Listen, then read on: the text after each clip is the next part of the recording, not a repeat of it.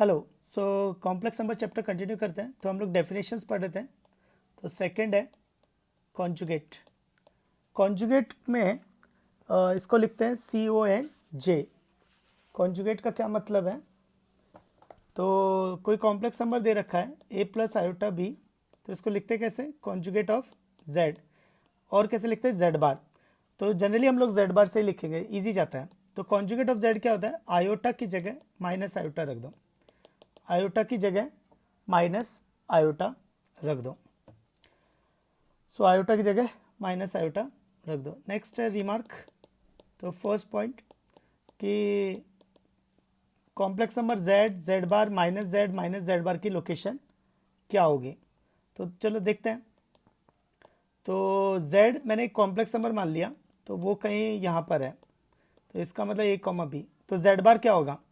z bar होगा, तो z हो गया a comma B, z bar होगा a माइनस आयोटा बी यानी a comma minus B, minus z होगा माइनस a माइनस बी, और माइनस z बार होगा माइनस a कॉमा बी। तो देखो, तो z बार हो जाएगा ये। तो अब तुम ऐसे ध्यान में रखो, कॉन्जुगेट जो होता है वो x एक्सिस के अबाउट मिरर इमेज होता है। कॉन्जुगेट x एक्सिस के अबाउट मिरर इमेज होता है। फिर माइनस z होता है सिमेट्रिक अबाउट ओरिजन, और माइनस z बार हो गया या तो माइनस z का कॉन्जुगेट जो कि x एक्सिस के अबाउट सिमेट्रिकल, या फिर z बार का ओरिजिन के अबाउट सिमेट्रिकल, z बार का ओरिजिन के about symmetrical.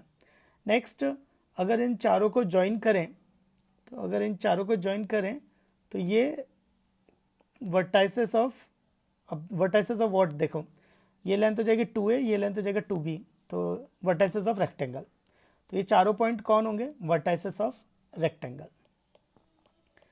Next second point z plus Z bar. तो z प्लस जेड बार क्या होगा? z मैंने ले लिया x प्लस आई वाई, जेड बार लिया मैंने x माइनस आई वाई, तो z प्लस जेड बार हो जाएगा 2x, तो यानी 2 times real part of z। और z माइनस जेड बार कितना होगा?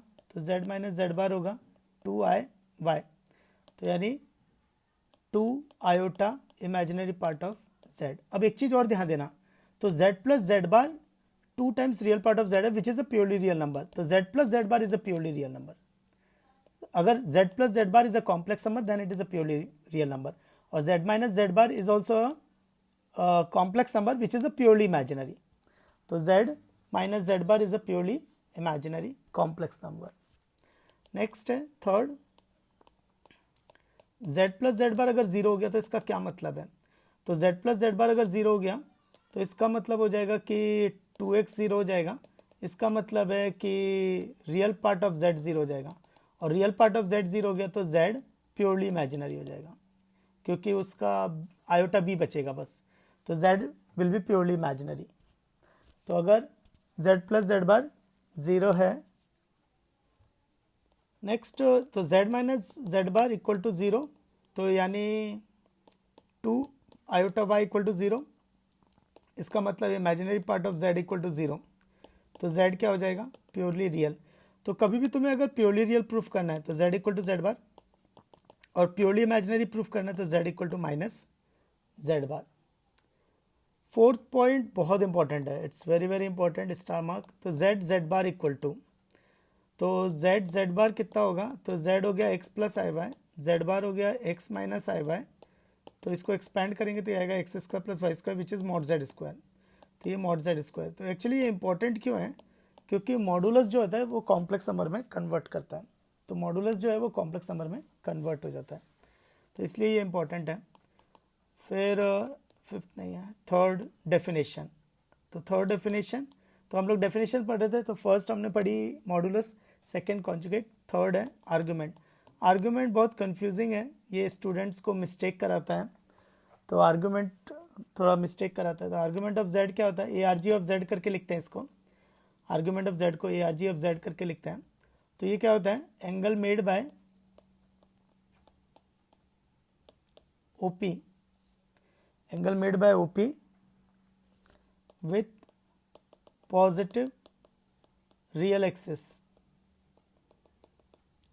in anti-clockwise or clockwise direction, in anti-clockwise or clockwise direction। तो देर इज सपोज ये z है तो इसको नाम मैंने पी दे दिया, इसको ओरिजिन से ज्वाइन किया, तो ये एंटी क्लॉकवाइज और क्लॉकवाइज डायरेक्शन में जो एंगल बनाएगा इसको आर्गुमेंट ऑफ जेड बोलते हैं।